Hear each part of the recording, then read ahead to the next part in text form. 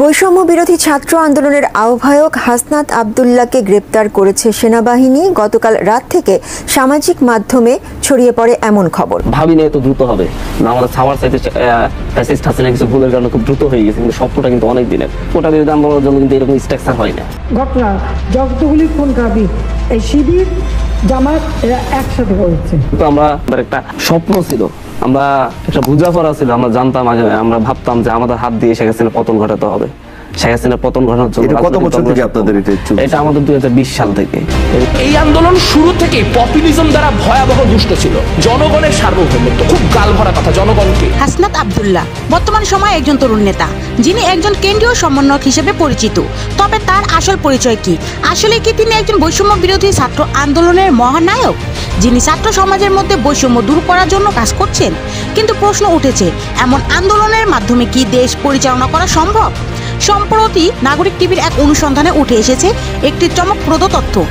এটি ছিল দীর্ঘ 4 বছরের একটি গোপন পরিকল্পনা। শুনতে হয়তো এটি গুজব বা অন্য কিছু মনে হতে পারে, তবে আসুন এই বিষয়ে সরাসরি আন্দোলনের সাথে যুক্ত ব্যক্তিদের কাছ থেকে শোনা যাক। বলেন তো ভাই, আমি একটু আমার একটু ব্যক্তিগতভাবে জানা আগ্রহ।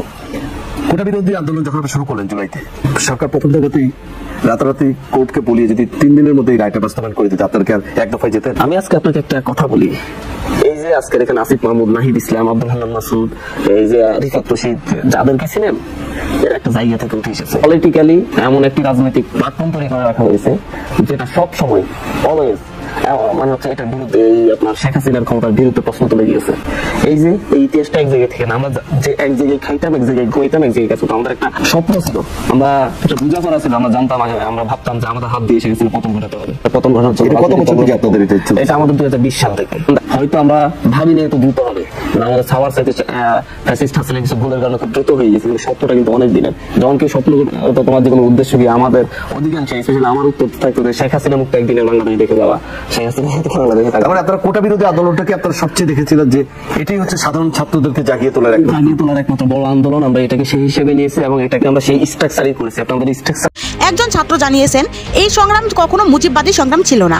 এই আন্দোলনে কোথাও সরকারের পতন ঘটানোর কথা ছিল না, সবকিছুই ছিল ষড়যন্ত্রের অংশ। এই আন্দোলন শুরু থেকেই পপুলিজম দ্বারা ভয়াবহ দুষ্ট ছিল। জনগণের সার্বভৌমত্ব, খুব গালভরা কথা জনগণকে। আমরা তো 9 দফায় কোনো রাষ্ট্র সংস্কারের দাবি দিই নাই। তাহলে আমি যখন এখন বলতেছি যে যারা সংবিধান পরিবর্তন চায় না, তারা অভ্যুত্থানের যে স্পিরিট, সেই স্পিরিটের সাথে বিশ্বাসঘাতকতা করছে। কেন? আপনি অভ্যুত্থানের কোথাও লিখছিলেন যে আপনি সংবিধান পরিবর্তন করবেন? আপনি কোথাও বলছেন এটা মুজিববাদের বিরুদ্ধে লড়াই? এদিকে এক রাজনৈতিক নেতা বলছেন, ক্ষমতার চেয়ারে বসে যারা সিদ্ধান্ত নেন, তারা কখনো কি ভেবেছেন দরিদ্র মানুষের কথা? তাদের আশা, তাদের সংগ্রাম কি সত্যিই সফল হচ্ছে? কি একবার শুনেছেন আপনারা? আপনি কি জানেন এই মুহূর্তে মধ্যবিত্ত 80 টাকার শাকের আঠি কেমন করে খাবে? গার্মেন্টস শ্রমিকের বেতন কত হবে? সে ন্যায্য মজুরি কিভাবে পাবে? এমন ফসল আসছে, আমার কৃষক দাম পাবে কিনা? কই সেই আলোচনা তো আসে না। এই যে যুব সমাজ বসে আছে, একবারে তো আলোচনা হলো না কর্মসংস্থান কেমন করে হবে। ওই সংস্কার কি আমি দেখেছি? কিসের উপরে কাঠামো সংস্কার করবেন যদি আমার ভিত ঠিক না থাকে? ক্ষমতায়ন তো, আসল ক্ষমতায়ন তো হলো রুটি রুজির ক্ষমতায়ন। অন্যদিকে ছাত্র রাজনীতিকে নিয়ে যে মূলনীতি ছিল বৈষম্য দূরীকরণ, অথচ ছাত্র রাজনীতির এখন নিজেরাই বৈষম্য পরিচালনা করছে। তবে এটা কোনো একক রাজনৈতিক দলের বিষয় নয়, তবে বিষয়টি আওয়ামী লীগ নয়, বলেছে দেশের অন্যতম রাজনৈতিক দল বিএনপি নেতৃবৃন্দ। এই সম্পর্কে বিএনপির এক নেতা বলেছেন, লেকচার মারে, লেকচার বন্ধ করেন, আপনাদের পরিণতি আরো ভয়াবহ হবে।